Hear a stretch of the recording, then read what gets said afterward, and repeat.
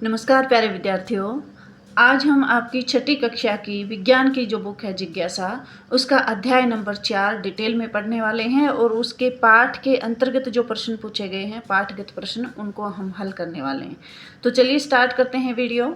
अगर आपने पहले के वीडियोज़ नहीं देखे हैं तो अध्याय 1 से लेकर के 3 तक सारे वीडियोज़ मैंने अपने यूट्यूब चैनल पर अपलोड कर दिए हैं, तो चैनल पर विजिट कीजिए, वीडियोज़ देखिए, वीडियो अच्छे लगें तो लाइक कीजिए और चैनल को सब्सक्राइब कीजिए। तो चलिए शुरू करते हैं अध्याय नंबर 4। तो देखिए स्टूडेंट्स, आपका जो अध्याय नंबर 4 है उसका नाम है चुंबकों को जानें। तो हम लाइन टू लाइन पूरे चैप्टर को नहीं पढ़ेंगे, बल्कि इसका सार हम देखेंगे कि इसमें क्या बताया है, चुंबकों के बारे में क्या जानकारी दी गई है। जैसे ही लेसन अपना स्टार्ट होता है तो सबसे पहले कहाँ से स्टार्ट होता है, रेशमा नाम की एक लड़की है और उसको कहानियाँ लिखने का बहुत शौक है।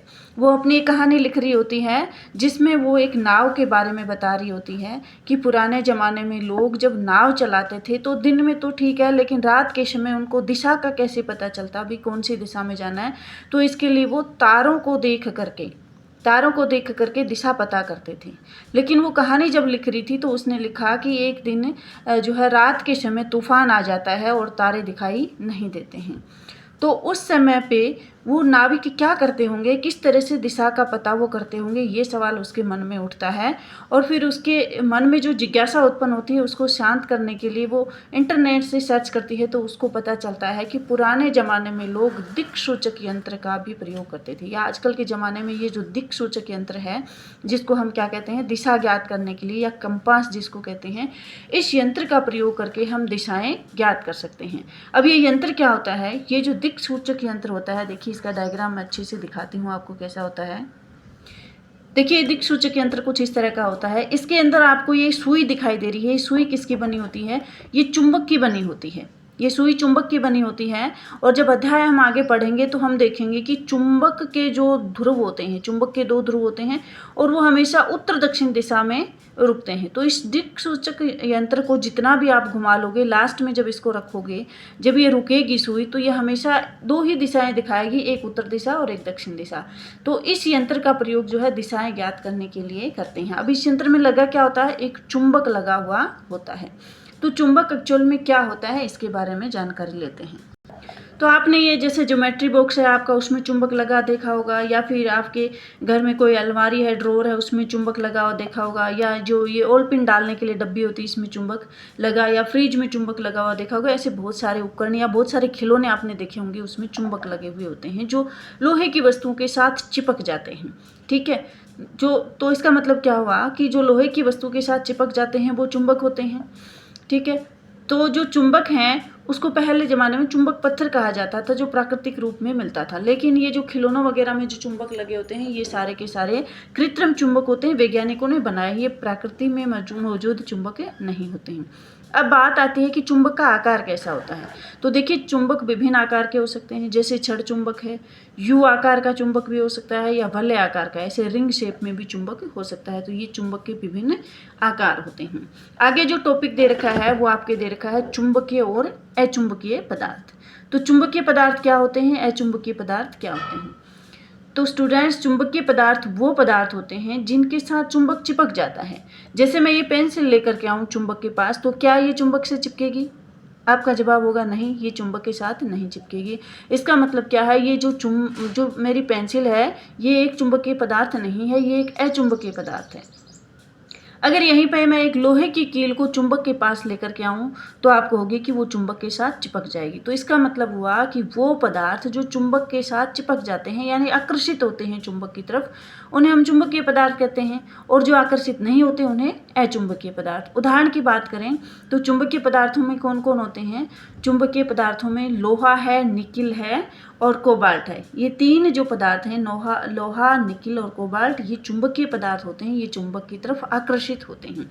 इसके अलावा जैसे आपकी लकड़ी है, ये पेंसिल हो गई, या प्लास्टिक हो गया, कोयला हो गया, कागज हो गए, ये सारी चीज़ें चुंबक से नहीं चिपकती, तो ये चुंबकीय पदार्थ होते हैं। अगला जो अपना टॉपिक दे रखा है वो है चुंबक के ध्रुव। अब ध्रुव क्या होता है, जैसे एक छड़ चुंबक है, जैसे मेरे पास ये एक चुंबक है, एक छड़ चुंबक है, मतलब लकड़ी के छड़ के जैसे आकार की एक चुंबक है। अब जब मैं इसको मिट्टी में, आप चुंबकों से खेले होंगे, मिट्टी में घुमाया होगा, तो मिट्टी में घुमाने के बाद आपकी चुंबक के साथ कुछ इस तरह का लोहे का बुरादा चिपक करके आता होगा। आपने ध्यान दिया होगा कि लोहे का बुरादा बीच में कम और कॉर्नर जो होते हैं ना, साइड जो होते हैं, कॉर्नर किनारे जो होते हैं, वहाँ पे ज़्यादा चिपकता है। तो ये जो किनारे जहाँ लोहे का बुरादा ज़्यादा चिपक गया है, इन्हीं को हम क्या कहते हैं, चुंबक के ध्रुव कहते हैं। क्या कहते हैं? चुंबक के ध्रुव। और चुंबक के सदैव दो ध्रुव होते हैं। एक ध्रुव को हम क्या कहते हैं? उत्तरी ध्रुव, जिसको हमने एन से लिखा है, यानी नॉर्थ जिसको इंग्लिश में कहते हैं। और दूसरा क्या होता है? दक्षिण ध्रुव, जिसको हम साउथ कहते हैं। तो चुंबक के दो ध्रुव होते हैं, एक उत्तरी ध्रुव होता है और दूसरा दक्षिणी ध्रुव। अब जब हम चुंबक को लटकाते हैं स्वतंत्रतापूर्वक, जैसे मेरे पास ये चुंबक है, हालांकि ये पेंसिल है, मान लो ये चुंबक है, इसको मैं अगर डोरी से बांध करके लटका दूं, फिर मैं इस चुंबक को घुमा दूं, तो कितना भी मैं उसको घुमाऊं, जब भी ये चुंबक रुकेगी तो हमेशा एक ही दिशा में रुकेगी। ऐसे रुक रही है तो हर बार ऐसे ही रुकेगी, ऐसे रुक रही है तो हर बार ऐसे ही रुकेगी। इसका मतलब क्या हुआ कि चुंबक हमेशा दो दिशाओं को अंकित करती है, एक उत्तरी दिशा को और एक दक्षिण दिशा को। ठीक है, क्योंकि इसके ध्रुव दो हैं, एक उत्तरी ध्रुव है और एक दक्षिणी ध्रुव है। किस तरह से? देखिए कुछ इस तरह से, जैसे यहाँ पे एक चुंबक लटका रखी डोरी से बांध करके, और इस चुंबक को कितना भी घुमा लो, घुमाने के बाद हमेशा दो ही दिशाओं में ये रुकती है। तो इस गुण के कारण इसका प्रयोग किस में किया जाता है? दिशाएं ज्ञात करने के लिए। हम चुंबक का प्रयोग किस लिए करते हैं? दिशाएं ज्ञात करने के लिए। और इसी गुण पर आधारित है आपका क्या? दिक्सूचक यंत्र, यानी कंपास इसी गुण पे आधारित है कि कंपास को आप कितना भी घुमाओगे हमेशा दो ही दिशाओं में रुकेगी, उत्तर और दक्षिण दिशा को। और इसलिए इसका प्रयोग कहाँ करते हैं? दिशाएं ज्ञात करने के लिए इसका प्रयोग करते हैं। अब एक और टॉपिक दे रखा है कि चुंबकों के बीच आकर्षण और प्रतिकर्षण। आकर्षण का मतलब होता है एक दूसरे को अपनी तरफ खींचना, प्रतिकर्षण का मतलब दूर भगाना। तो जब कभी आप चुंबकों के साथ खेलोगे तो आपने देखा होगा कि चुंबक का दो किनारे, कुछ किनारे तो ऐसे होते हैं जो जिनको हम पास लेकर के और दौड़ करके चिपक जाते हैं एक दूसरे के साथ। लेकिन कभी कभी ऐसा भी होता है कि हम पूरा प्रेशर लगाते हैं, लेकिन किनारे एक दूसरे के पास आने के बजाय एक दूसरे को दूर भगाते हैं, यानी उनमें प्रतिकर्षण होता है और कुछ में आकर्षण होता है। अब ये आकर्षण किस में होता होगा और प्रतिकर्षण किस में होता होगा?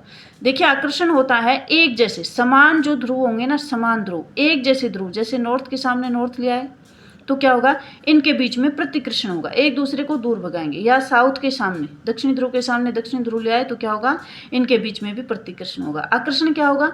जब असमान ध्रुव होंगे। ठीक है, असमान ध्रुव होंगे, जैसे एक नॉर्थ ध्रुव है, यानी एक उत्तरी ध्रुव और एक आपका दक्षिणी ध्रुव है, ऐसे अलग अलग ध्रुव सामने आएंगे तो इनके बीच में आकर्षण होगा, एक दूसरे को अट्रैक्ट करेंगे। ये देखिए, इससे संबंधित एक क्रियाकलाप आपकी बुक में दिखा रखा है कि भी दो छड़ों के समान दो छड़ चुंबकों के बीच परस्पर क्रिया। ये देखिए यहाँ पे नॉर्थ आपको दिख रहा है, एन दिख रहा है, यानी उत्तरी ध्रुव, और ये दक्षिण ध्रुव। ये दोनों पास हम लाए तो देखिए चुंबक आगे की तरफ खिसक रही है। इनमें क्या हो रहा है? इनमें आकर्षण हो रहा है, एक दूसरे को अपनी तरफ खींच रहे हैं।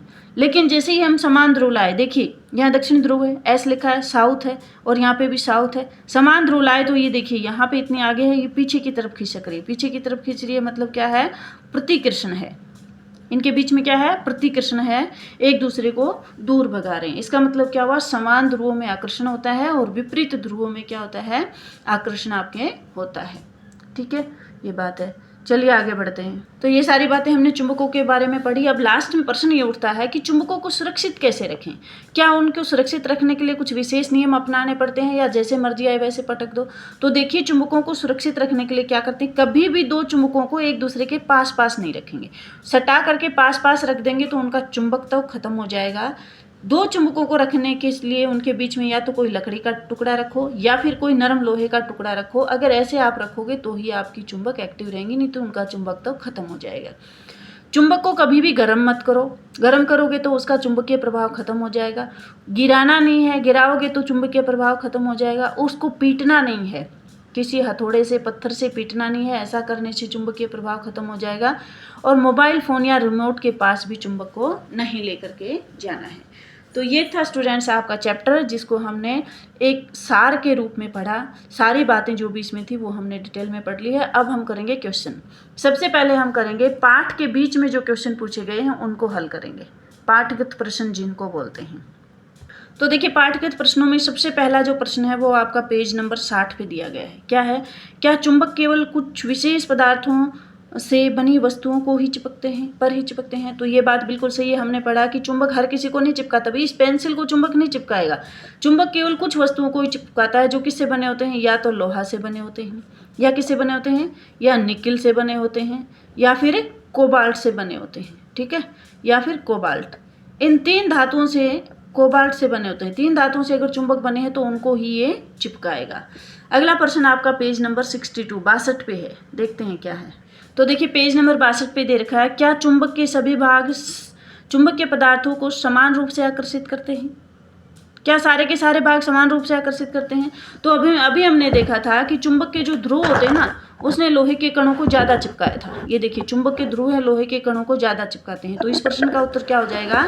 इसका प्रश्न का उत्तर हो जाएगा नहीं, सभी भाग समान रूप से आकर्षित नहीं करते, जबकि ध्रुव जो है ना वो ज़्यादा आकर्षित करते हैं। किसको? लोहे या चुंबकीय पदार्थों को। अगला जो प्रश्न है वो है आपका पेज नंबर 63 पे। तो ये देखिए आपका पेज नंबर 63 पे प्रश्न दिया है, क्या हम एक ध्रुव वाला चुंबक प्राप्त कर सकते हैं? तो कभी भी हम एक ध्रुव वाला चुंबक प्राप्त नहीं कर सकते हैं। तो इसका उत्तर होगा नहीं, एक ध्रुव वाला चुंबक प्राप्त करना संभव नहीं है। चाहे कितना भी छोटा चुंबक हो या कितना भी बड़ा आपका चुंबक हो, उसके हमेशा 2 ध्रुव होंगे, एक साउथ पोल और एक नॉर्थ पोल। तो कभी भी एक ध्रुव वाला चुंबक संभव नहीं है। तो इन प्रश्नों को आप अपनी कॉपी में कैसे लिखेंगे? तो चलिए मैं आपको दिखाती हूँ किस तरह से लिखेंगे। आप चाहें तो स्क्रीनशॉट ले सकते हैं उसका।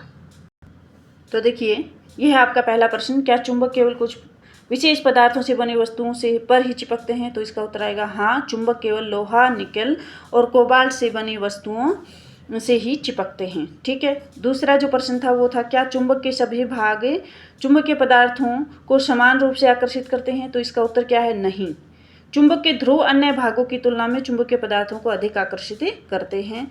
और तीसरा जो प्रश्न था वो क्या था? वो था, क्या हम एक ध्रुव वाला चुंबक प्राप्त कर सकते हैं? तो हम लिखेंगे नहीं, एक ध्रुव वाला चुंबक प्राप्त करना संभव नहीं है। तो ये थे आपके पाठ्यकृत प्रश्न।